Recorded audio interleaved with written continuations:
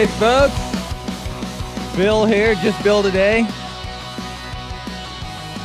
Well, we got some interesting stuff to chit chat about here. Call-in number is 888-775-3773.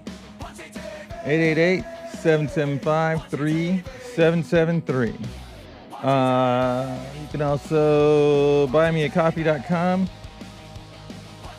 Buy me a copy at buymeacoffee.com/Punchie TV or send a super chat on YouTube. Happy White History Month, everybody out there. And let's see, YouTube channel on.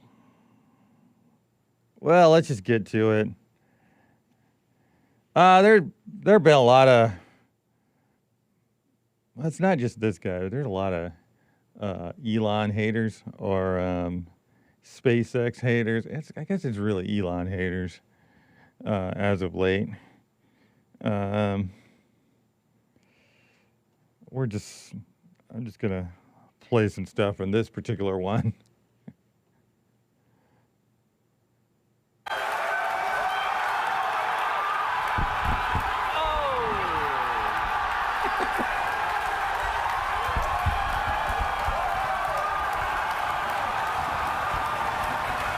Spectacular.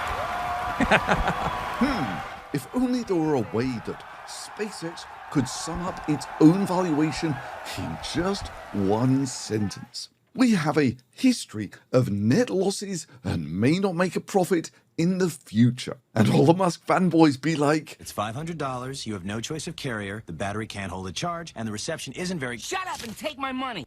oh, if only someone could have seen it coming a decade ago. And apparently the backhaulers are queuing up in droves to hold part of this hollow fantasy, with probably the best way of summing up SpaceX's IPO as, wow, the land of make-believe. Oh, God. This guy. Let's go to the next one. yeah, apparently the greatest financial force on Earth, which is still capable of making the world's richest man, is still a fool and their money are easily parted. You told Morgan Stanley that Twitter could be worth $200 to $300 billion under your ownership. Yeah. Do you remember that? I may have said that. The whole SpaceX thing is dead on arrival even more than I expected.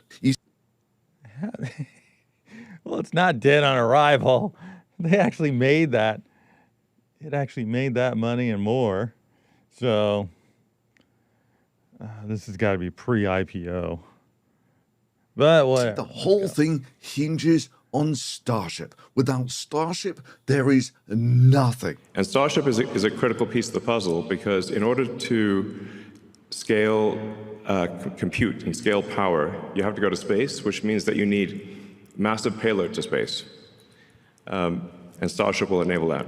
And reading from the SpaceX filing, for example, current FAA regulations do not permit return to launch site re-entries for Starship, requiring us to obtain a waiver from the FAA, which is not guaranteed and could delay or restrict such operations. It's not quite it'll restrict or delay all operations, it would render the entire SpaceX IPO dead on a... Oh, man.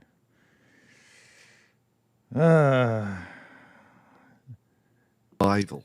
This And guy's the too reason biased. the FAA doesn't allow them to return like this is there is no safe abort mode for Starship flying over inhabited land, notably the United States. Or maybe more pertinently, having wreckage rain down on somebody else's country, like Mexico. You see, Starship is sufficiently big and heavy that if you just blow it up in an abort coming back from orbit, it's more going to end up as a 200-ton frag grenade, traveling significantly faster than the speed of sound, with large chunks of that remaining intact till they hit the ground. And of course, Musk is out there claiming they're going to be doing this once an hour. 10,000 Starship launches. Yes. and you want to do that in 1 year. Yeah, I don't know about the 10,000 Starship launches. We'll see how close we get to that. Maybe 500, maybe 1,000. 10,000 is out there, but I don't know. Let's see how things go, you know. What, $30 trillion evaluation. If you get something like that, then you can get that. Maybe they'll have something like that, 10,000. Yeah, some absolutely ridiculous amount of launches. It's possible. I just Remember that? I may have said that. And so that's like one Starship launch every hour. Yeah. Meaning that even if by some miracle all of this can be made to work, there will be sonic booms, ear-splitting roars whenever this thing takes off or comes back to land. Across all of this land. And I should mention that Concorde was banned from going supersonic over land for this exact reason. And even if only 1 in 1,000 fails, it will be raining wreckage over large portions of this area about once a month. And its failure rate's not quite 1 in 1,000, it's more like 50% after a dozen or so launches. And it bears stressing just how exuberant that SpaceX gets over merely a Starship exploding. Yeah, these are all test missions, and they would all be working if they just locked down on the design, then it'd be working reliably already. SpaceX is trying to eke out as much performance out of this thing as they can. But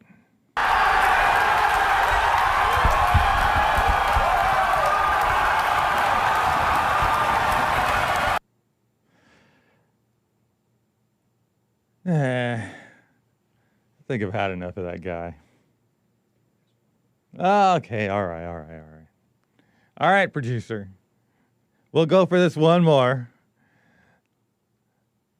Mr. Musk had vowed that SpaceX wouldn't go public till the Mars Colonial Transporter, which was later renamed Starship, had been to Mars and had started building a colony there. And if you think that Musk only recently became a vaporware salesman, that was 13 years ago, the year that Nelson Mandela and Margaret Thatcher died, and about the time he was boasting that he would put a man on Mars in 10 years. That's when they were burning through all the private market cash. Well, here we are some 13 years later, and Musk has blown some $15 billion of other people's money on the Mars Colonial Transporter, which isn't quite making regular trips to Mars at the moment, but in fact, if you call it by what it actually is, it's the Indian Ocean Transporter. Sorry, the Indian Ocean Banana Express. Oh, man. This is so twisted. All these things are... they're test missions. They're just pushing the envelope here. SpaceX is just pushing the envelope. You know, this is new technology, and they're just trying to get it right and make it work as well as it could possibly work. Yikes. And it's working well. I mean, if you've been watching these things on TV, these launches and landings, there's something else. You know, they're just trying to really put the icing on the cake here. But let me go. Let's keep going here. That can deliver almost any fruit item to the Indian Ocean for about $1 billion. I know. What's the battle cry of the bag holders? It's not nearly $1 billion either. Again. Shut up and take my money. So Musk decided not to wait for the Mars Colonial Transporter and instead decided to IPO when the company was transporting fruit items to a distant ocean for about $1 billion a shot. Sorry, that should be cooked fruit items. which the bagholders insist is almost as good as getting to Mars. And based on that, they want to value the company at some $2 trillion, based on a total addressable market of some $30 trillion. That's about the same size as the US GDP. The levels of delusion here are just off the charts. While Musk is off pontificating about how alien civilizations would judge us solely on how much of the sun's power we consume. Oh, man. That guy. All right, had enough of him. But, you know, there are a lot of people on the news. It's kind of funny when you look at it. There are a lot of people on the news. It's like if a rocket, let's say last week when there was a scrub, they look giddy when there's a scrub. Ooh, there was a scrub.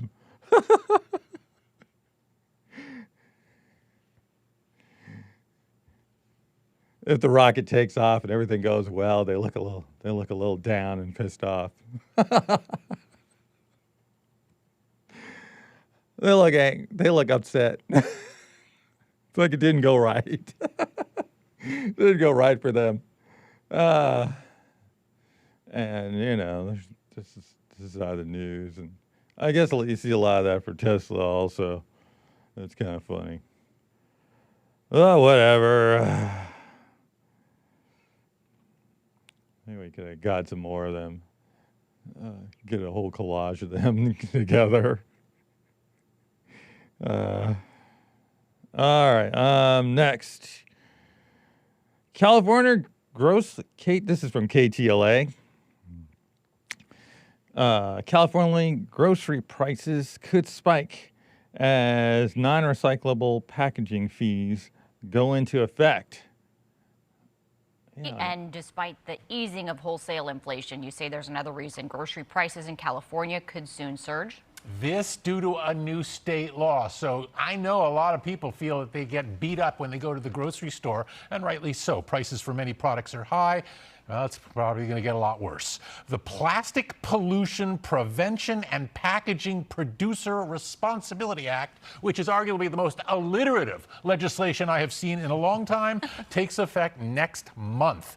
It aims to promote an end to single-use plastics and to ensure that all packaging in California is recyclable and compostable by the year 2032. But to do that, by the way, I think it goes into effect on August 3rd.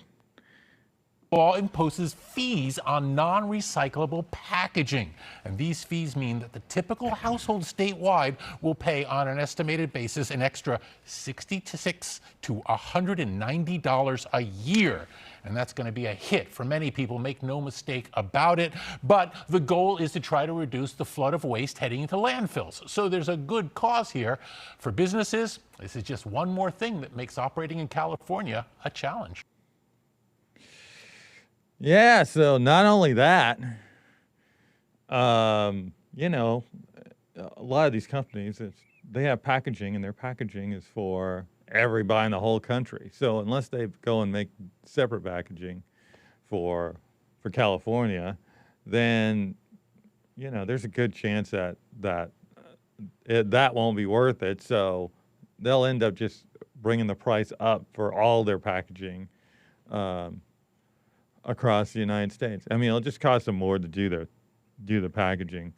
And I mean, the plastics don't recycle that well, actually. And plastic's not infinitely recyclable. It's like you recycle it, the good ones that are recyclable. It's like you recycle them and you get like, I don't know, 2/3 of the recycling of the original plastic you get back and usable, and the rest is gone. And as far as using it for food grade stuff, it's still not, you know, that's even more difficult. So this is just going to cost a bunch of money. I mean, also this stuff also reminds me of California with this stuff. We've already had like some other disasters with California and their legislation, like stuff like this. We've had, I think of, I don't know, there's this car called the EV1. It was like in the mid 90s. It was the first electric car. It actually, the first modern electric car, semi-modern electric car. It was like in late 90s. They came out with it. I mean, GM made it. Oh yeah, that one. GM came out with it, and it was kind of a test car. They made about 1,000 of them. And they were on the road for 6 years or something like, somewhere around 6 or 7 years. And then California made this legislation that made it so that car manufacturers had to make these what they call compliance cars. They had to sell a couple of these few of these electric cars to be able to sell their other cars in California. And it looks like this car right here, the EV1, gave them that idea. And then GM recalled all the cars and destroyed all of them. They were begged not to, but they basically crushed everyone they could get their hands on. I think there's maybe there's maybe two out there, two survivors. 2 or 3 survivors, something like that, of the over 1,000.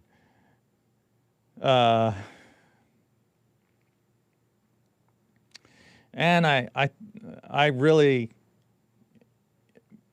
with that legislation, one of the things it did is also destroyed any goodwill toward, especially from GM, about making any electric car. Because they were just, these compliance cars, they cost more to make than they can sell them for. They actually cost them more to make them than they can make money. So there is no making money on them. They would just cost money to make them, and you get some of it back. And so, back at that time, you get these ugly cars. I'd say, let's say, frumpy compliance cars. You never get a good-looking car. The first good-looking cars were electric cars, or hybrid cars were, I think, probably the Model S, the Tesla Model S. The first time I saw a really good-looking electric car, and that's why, because they're all these compliance cars. They didn't want to sell a lot of them. That's why they were all looking frumpy and, they looked awful. I didn't say awful. I mean, they were a niche.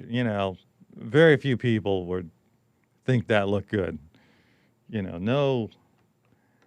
No really pretty, beautiful, like they could be cars. Anyway. Oh, and then the latest one they did, another California one was, they came out with this thing where we're paying in California, we're paying 10 cents a bag for plastic bags for our groceries. And it was supposed to go and save, because I guess a major contributor to plastic in landfill were these plastic bags that you buy groceries with, that you carry groceries with. Well, the way they did it, they made it so that they made these reusable bags that were thicker, and people just ended up spending like 10 cents or whatever for those, and actually ended up using more plastic than they were before. So they're playing, so to make it, so to supposedly cut down the plastic, they're going to charge us 10 cents a bag, and they actually ended up causing, maybe 20 or 30% more plastic. People are using that for the newer bags. And now they've changed it this year to where, they only sell paper bags now here in Cali. We'll see what happens with this new thing. I'm sure, groceries are already like expensive enough, especially here in California. Everything's expensive.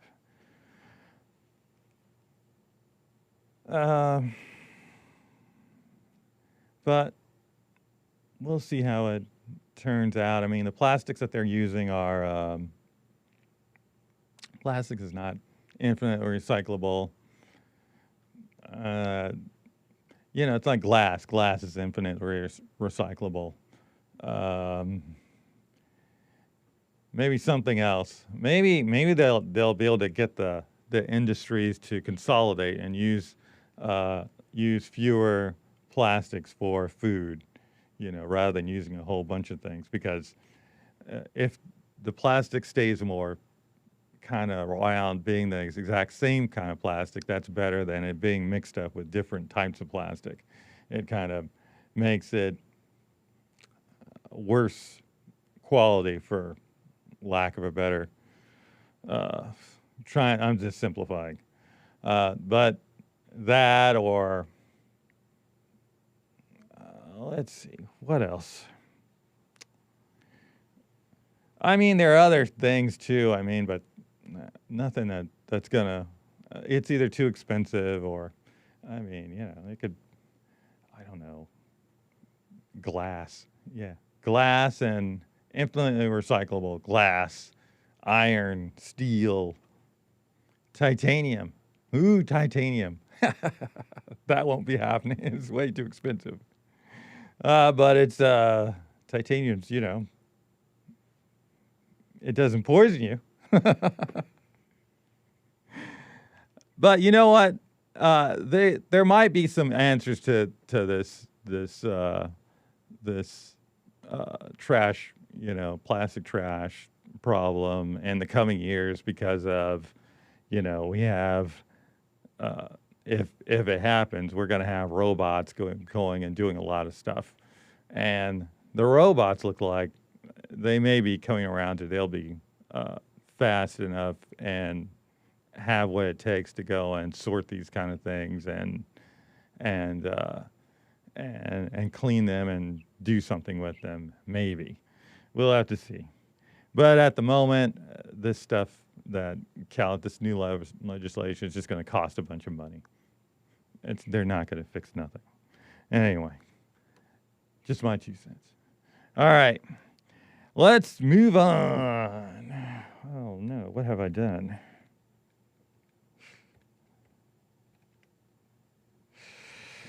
All right. Oh no, this is from NBC. NBC News. Iceberg lettuce recall. This is kind of, it was grows to 27 states amid parasite concerns.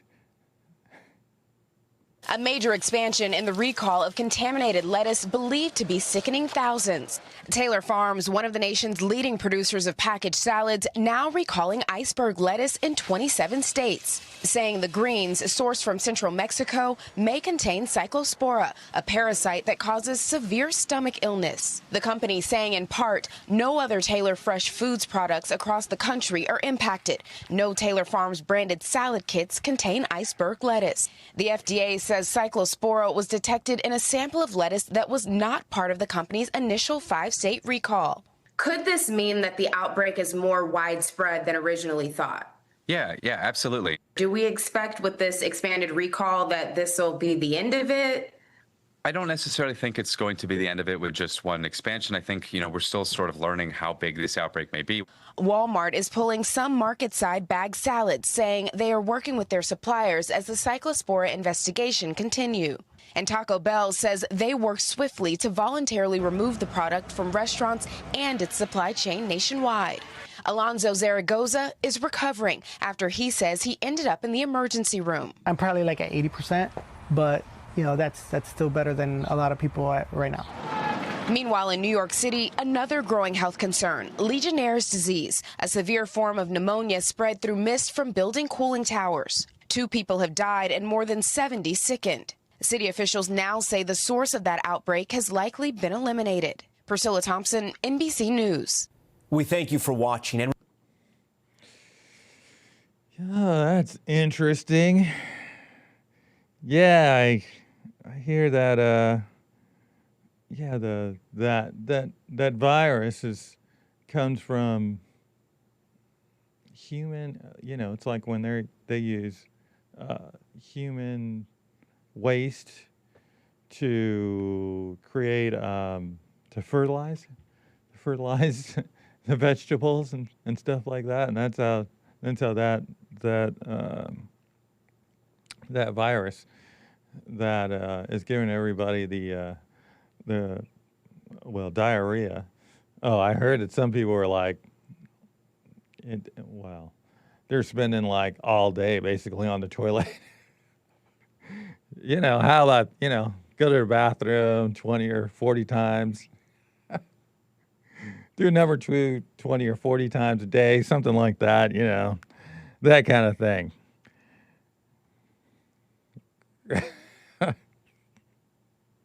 It could take up to 3 weeks to like incubate too.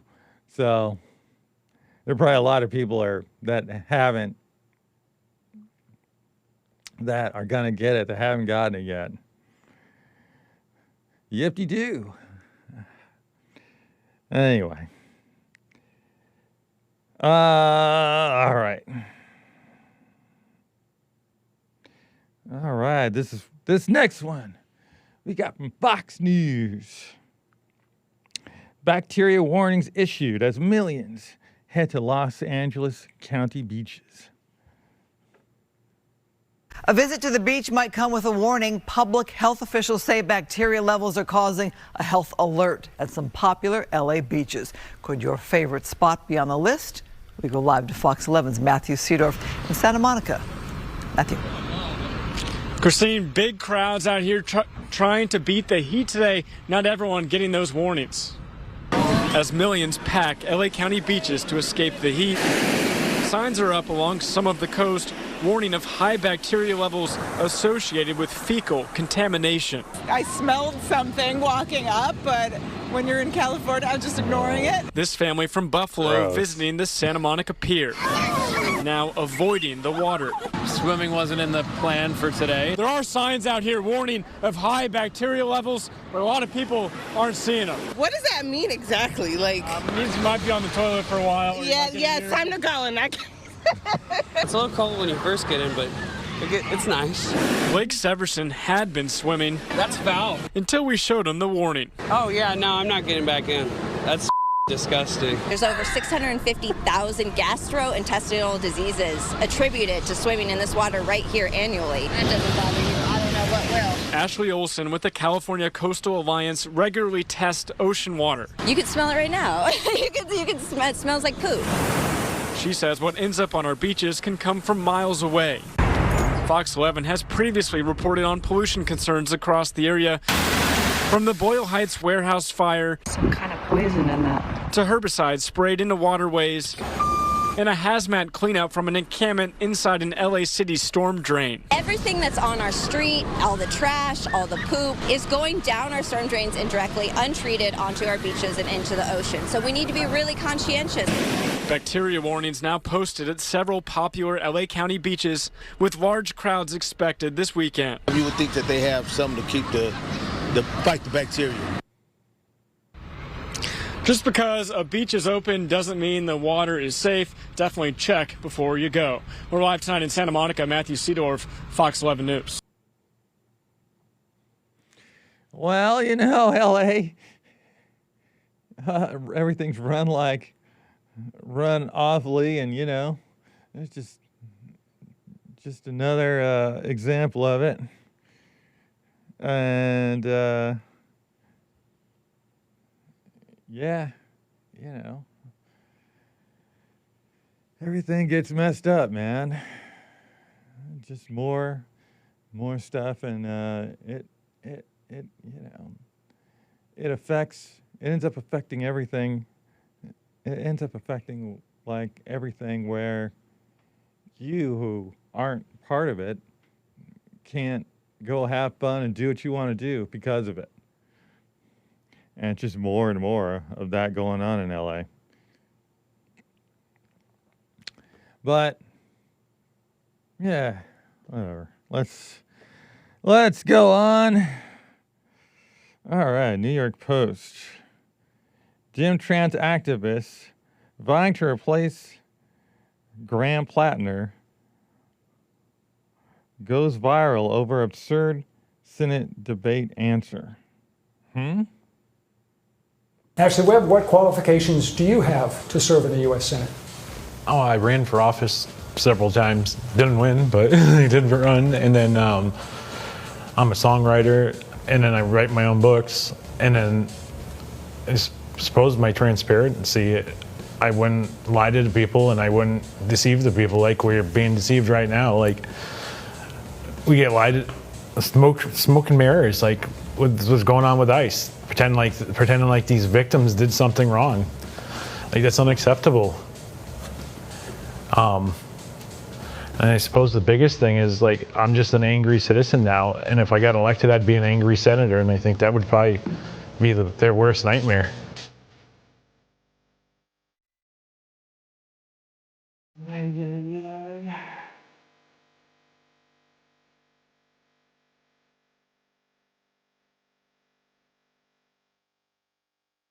That looks so weird.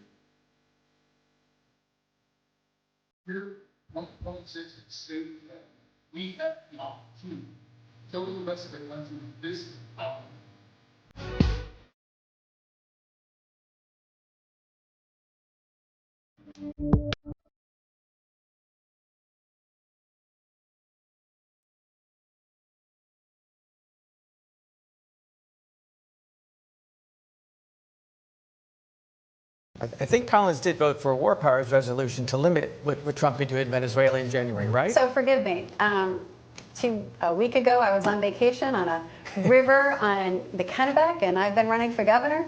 I didn't think I was running for U.S. Senate a week later. And what I do know is that when I need to know the facts, I will. Oh, God.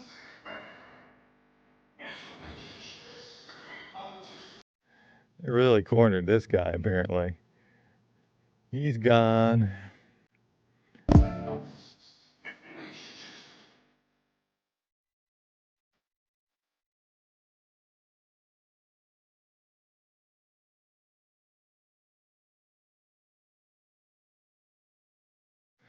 And a question is, are the voters picking his replacement, or is the Democratic Party basically going to be picking his replacement?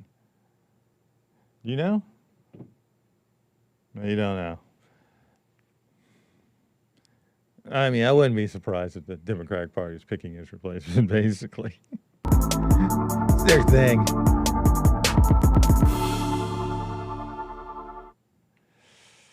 Oh, that guy. Oh, man. He just kind of looks wrong. Looks like Big Mama or something. Or I don't know. It just looks weird.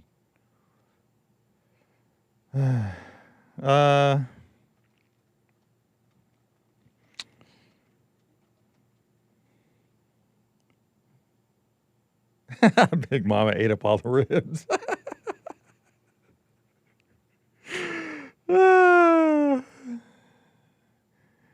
Yeah, he's got that look like that singer Meatloaf.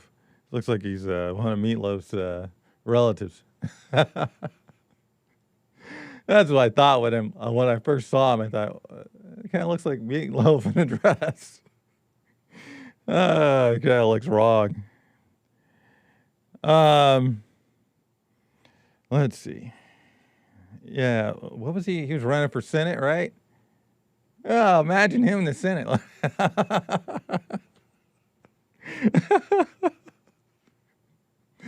Oh, well. To go with the purple hair and those other folks and the like over there. I think we'll move on. Got much to say about that.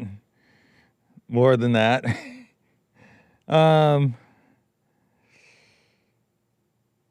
Okay, so this is from the New York Post. GOP representative grills Smithsonian Museum director over trans exhibition or exhibit, excuse me. Gender and sexuality are highlighted by your museum. The poster behind me shows an exhibit called Entertainment Nation on display now. Do you think these exhibits behind me are appropriate for children?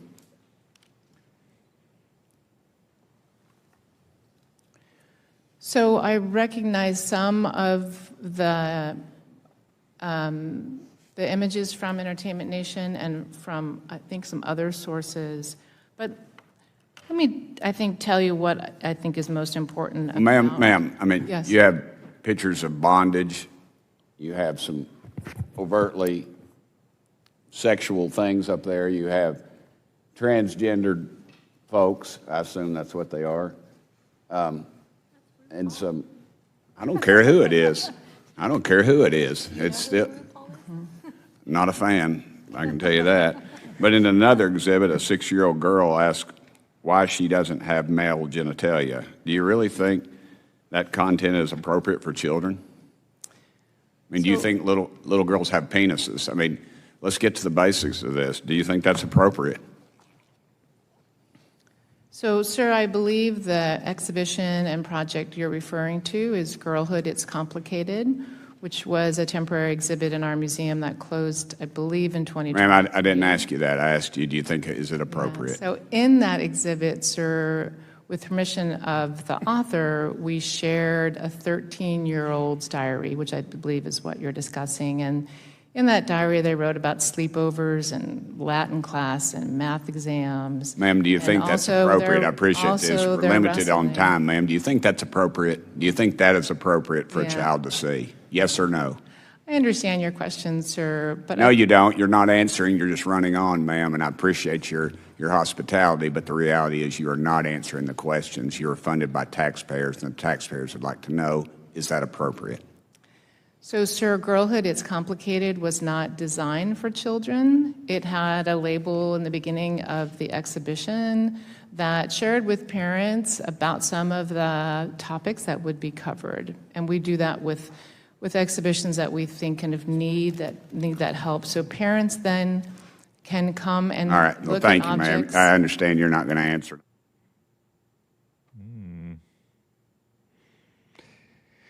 Yeah, she's not going to answer. There's another one of her here, right? This next one? I think it's the same woman. They're grilling her. Same thing, New York Post. Nancy Mace blasts Smithsonian director for refusing to define a woman. Let's hit it. This is a fair question. What is a woman?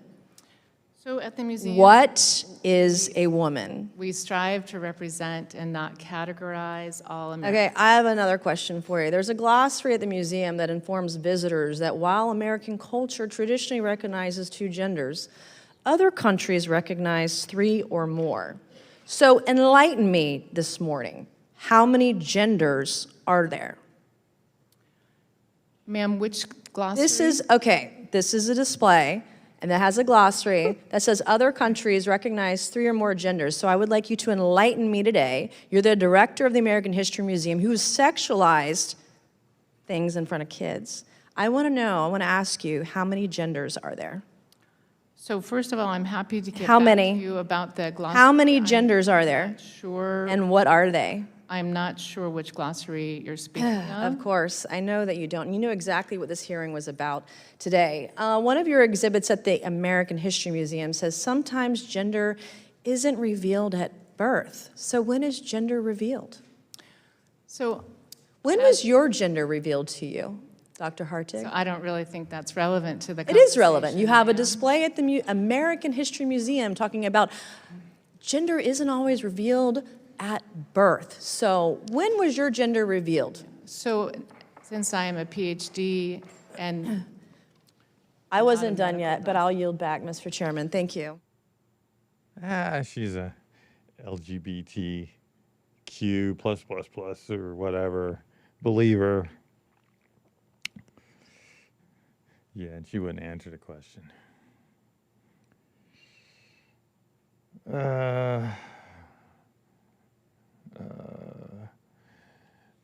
She's probably evasive with everybody that's not her people.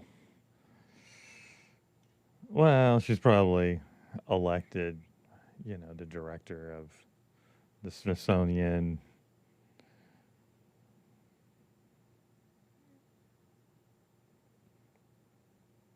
By, like in the last administration, something like that. But let's go on. CBS. Ooh, CBS News. American politicians seek retribution over wildfire smoke. Okay. Over 700 wildfires are burning out of control in Canada right now. It's probably the most explosive fire behavior, I've ever seen. In northern Ontario, about 1,800 people have fled, and some say they had to fend for themselves. We spent the night in boats. We had disabled people, babies, young kids, pregnant women, all of us in boats lined up, ready to roll. Canada finds itself also fighting political fires in Washington, where Republican Senator Bernie Moreno of Ohio presented a bill that would impose sanctions on Canada as retribution for smoke drifting into the United States. It proposes the expulsion of Canadian diplomats and a series of financial sanctions. This sounds pretty goofy to me. This former U.S. Senator says he doesn't think it will pass. The truth is that we've had plenty of wildfires in Montana and Washington and Idaho, and I know they've had in BC and Alberta. It's a fact of life, and people do their best to try to combat it. The path of the smoke has drifted somewhat, bringing some relief to states like Michigan and Ohio, but at the... Wow. What a mess. Look at all that yellow there. I mean, it's just, we got a map here where we're looking at there's showing where all the smoke is kind of drifted around. Expense of Illinois and Wisconsin. Rain and a cold front are expected to improve air quality over the Midwest in the next few days. Still, after Sunday's World Cup final, Donald Trump said he demanded Mark Carney act. I told him, you got to stop these fires from coming in and, poisoning our air. Carney said on Monday fighting fires is a collective effort. I made this point to the president. The contributions that Canadians have made in American disasters. And we're grateful for American, South African, Mexican firefighters. Ontario's premier didn't hide his frustration. And rather than sit there and complain, why don't we see some help from President Trump and send up some water bombers, send up some wildland firefighters. But far from offering help, the Trump administration now says the president has asked his officials to give him options for new tariffs tied to the smoke. Evan Dyer, CBC News, Ottawa.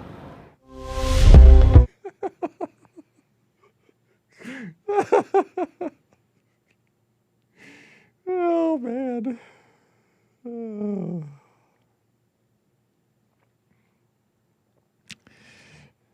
I think there's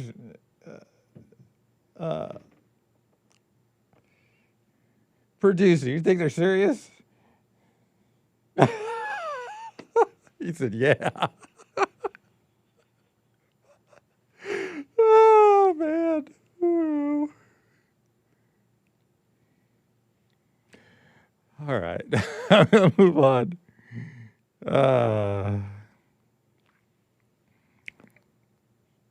This is going to be a new thing. We'll have some fires in Washington. And they'll go. The Canadians will get back at us for it. Anyway,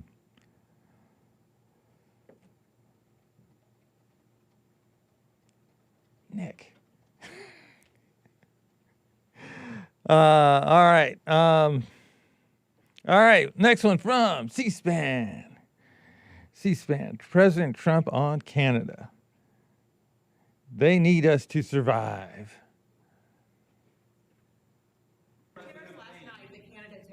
What are those a response to the wildfires in? No. That's separate. We're looking at that separately. And what is there anything Canada It's only can do? response to the way they've treated our farmers and our people. You know, Canada's been very, very tough on us over the years, for many years, and no other president's done anything about it. I love Canada. I love the people of Canada. Many friends that live in Canada, but their leadership from Trudeau to the current leadership,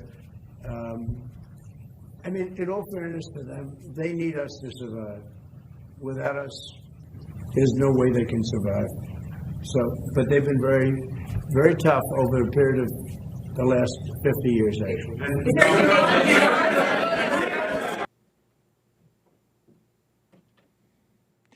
All right.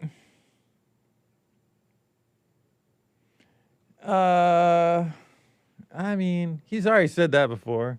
I've seen him say it before, and I think it's true, but yeah, why'd you get that one, producer?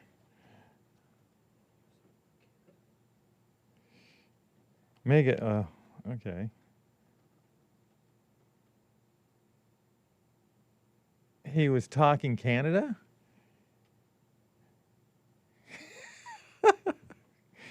Okay. All right, we're going to go to the next one here. Okay, tropical storm Bertha closes in on Gulf Coast with up to 4 feet of storm surge expected. Woo! Let's get more now on Tropical Storm Bertha as it closes in on the Gulf Coast. The effect of heavy rains will be felt from eastern Texas to the Florida Panhandle. But tonight, our Lana Zach is in New Orleans as it prepares for landfall. The Gulf Coast from Florida to Louisiana is now in the crosshairs of Tropical Storm Bertha. Many areas bracing for heavy rain and up to 4 feet of storm surge. Wind gusts up to 59 miles per hour hit Panama City Beach, Florida today as the storm moved westward. Pier access is off limits because of dangerous surf and whipping winds in Gulf Shores, Alabama, washing out activities for some. We were going. Hey, last time I looked, it looked like this storm was just traveling west. Not even up, just kind of traveling west. Toward Texas, basically. To go out on a fishing charter this morning, do a little fishing out in the Gulf, but that got canceled with the weather. In New Orleans, residents are filling stacks of sandbags to guard against potential flooding. The water is ridiculous. You know, that's pretty much the whole city, really. We don't get ready, we stay ready. In nearby Jefferson Parish, Drainage Director Ben Lapine tells us they take all weather warnings seriously. With Tropical Storm Bertha getting ready to roll in, how has your team prepared? So we've taken measures. We've manned pump stations 24 hours a day. We've had our canal crew focus on cleaning catch basins and drain lines. We're prepared and ready. Here at the Intercoastal Waterway, this surge barrier is the first line of defense against Bertha. It spans nearly 2 miles, the longest in the United States, and those yellow gates are now closed after they were radioed and told that all boats who wanted have come in now to safe harbor. Tony? Yeah, I heard that it's just traveling west. That basically looks like it's traveling directly west instead of going up. I guess there's some wind from the north coming down and stopping it from moving north. So yeah, I don't know. I've never been through a hurricane, so it's more a thing of down there, and it's more a thing down there, and some places in Texas, New Orleans, and Florida, and the East Coast. Big thing over there. You know, what thing to fear, the hurricane. All right, let's go on to the next one. We got Fox News tropical storm Frosto could become the season's first hurricane as Elita brings swells to California. Swells to California? This is from Fox News. It's not just the Gulf. We are watching. That's right. We also have a close eye on a lot of action across the eastern Pacific, where we are tracking Elita and Fausto. We also have an area to watch. So could we be on to the next named storm? Absolutely. We have a lot going on this week. Let's take a wide capture of the eastern Pacific, our two named systems, our area to watch. By the way, we have a 60% chance development on that tropical wave that's off to the southeast of Fausto. The overall steering pattern kind of keeping these out in open water, but Fausto will be one to kind of watch for Hawaii. We're 8 to 10 days out time frame wise. So again, a lot can change between now and then. First up is Elita. So Elita is really falling apart. Cooler water because this is moving up toward the north, and also we have some wind shear. So Craig, all things are on our side. Yeah. It is close enough that we're going to get the moisture. And that's a player not just for Mexico, but for the U.S. As we take a look at its trajectory up to the north, you might see this and be like, oh, my goodness, California. I know. It's not going to be a tropical system by the time it works its way off the shore of California. Yeah, so don't click on any of that bait that might be on social media. No, it is going to enhance the rainfall totals, as you mentioned. Then we got a few more systems south of there, in fact, two.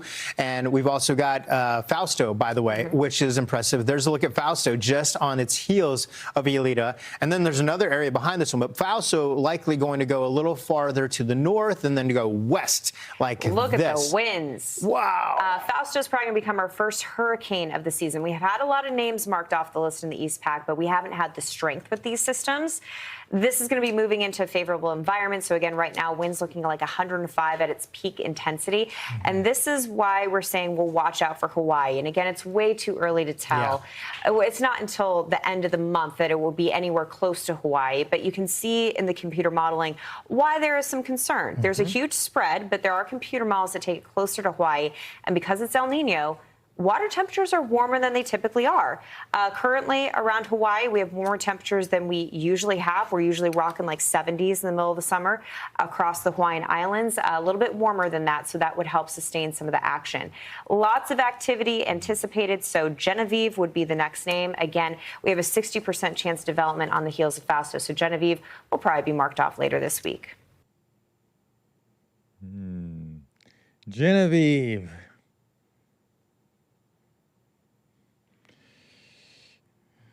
They're making it like there's going to be a hurricane out here on the West Coast or something.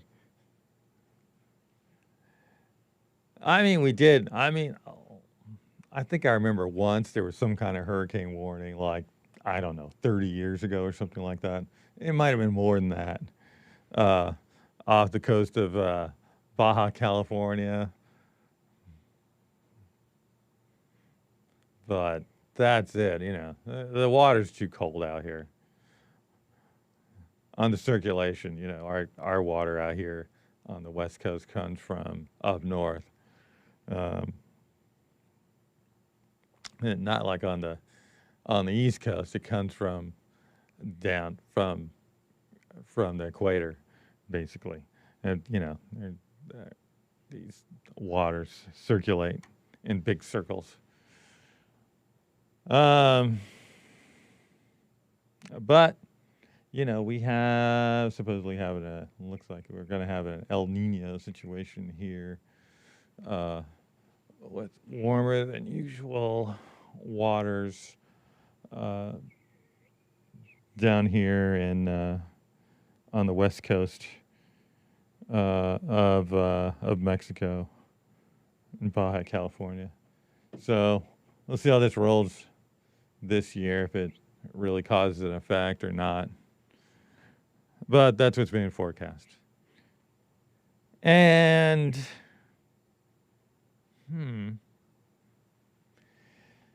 I guess that's it, folks. Really? Really? We have a couple of super chats. Nice.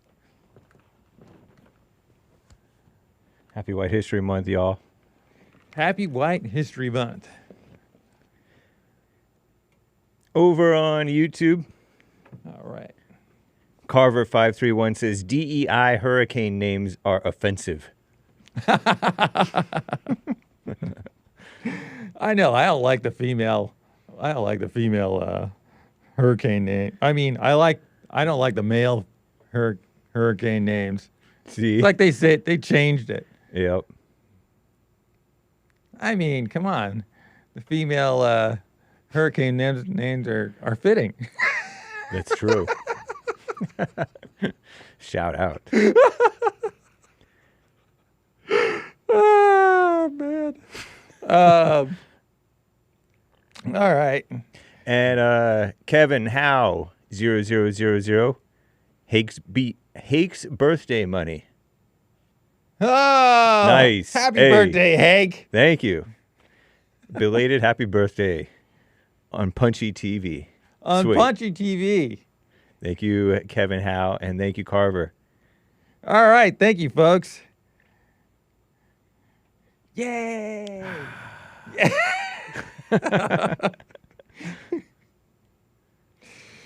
Oh, man. All right. Hey, James, do you remember anything about those old compliance cars? I vaguely remember them. I didn't know that they were compliance cars. I just knew that they were kind of pushing towards. I wasn't into politics. This was like around Obama and just before Obama. Yeah. And the early stages of Obama. But did you notice they were all kind of ugly? They're all kind of frumpy. Yeah. They're all kind of. You're kind of looking at all this certain class of cars, and you're like, why can't I get like a good looking one? Yeah. You know, and there were no really good looking ones. They're all kind of frumpy. Yeah, they all look like those like early 90s or early 2000s Fiestas. I don't remember what the Fiesta was, but I mean, I just looked at it. You know, I remember looking at these cars and wondering why can't we get a good looking? That one you guys showed, I thought that looked kind of all right. You could tell that it had its flaws, but it was like a coupe, which is kind of cool. Man, I wouldn't want to get in an I accident. remember looking around for a car around that time, and I remember looking at all of them, and you know, I guess the best looking one was maybe the Prius at that time. You know, it looked all right, and but remember the Chevy Volt. That one looked better according to my boss. He said that the Prius looked dumb or something or bad or ugly. I thought they all looked frumpy. All of them, man. That's like, remember that BMW? There was this BMW kind of scrunched looking face. He had that pulled it up one earlier. It's kind of weird looking. And then there was this other one that was real boxy, and they were all weird. It's like they got the ugly frumpy designer stuff experiment. But the make design because they knew nobody was gonna, you know, they didn't want a lot of people buying them because they're costing more money to make than they were. And they were forced to make these by mandate. Right, and they were forced to make these by mandate. What a mess. I remember. The first good-looking car was, I think, the Model S or the Tesla Roadster. That's the first. Well, no. The original was that EV1, you know, that GM made. That was a good-looking car. But after that, we didn't have any good looking. As far as I'm concerned, we all the electric cars, what do they call them? All of those kind of cars were all kind of frumpy and weird looking. All of them. By design. Yeah, by design, man. They're all like until the Model S or came out, and then that's finally when we finally had like or the Tesla Roadster, but the Tesla Roadster was looking like something like a different car, whereas the Model S was like a fresh design. That was finally a good looking like electric car, non-frumpy looking, car. But anyway. Right on. Yeah, we'll see what also happens with this. Well, it looks like we're all going to be paying a little extra money for groceries. I know. It's already bad enough for everybody, like spending money on food. Now it's gonna cost a little more for all this stuff, and this is not going to do nothing. I mean, until like I said, I think the robot technology in the next few years will go and start filling in some of these niche parts and doing some recycling stuff. They may change it. Okay. But until then, nothing. I mean, I don't know. Maybe they could use... These things are not infinitely recyclable. They take too much energy to recycle. Or The bigger issue than them going into landfills is them going into oceans and stuff, right? Isn't it like litter bugs? Isn't that a bigger problem? Right, but we're not the ones doing that one. Right. I mean, I don't think we're doing what we used to be selling trash to. No, the Chinese would buy our trash and then. Oh, really? Yeah, they would buy our trash, sift through the trash, and then throw the rest of it away. Get rid of it however they wanted to, which was also not good for the environment. Right. Probably. Not working. So I guess we stopped. Maybe either we stopped letting them or the Chinese stopped letting them buy our trash. That's crazy.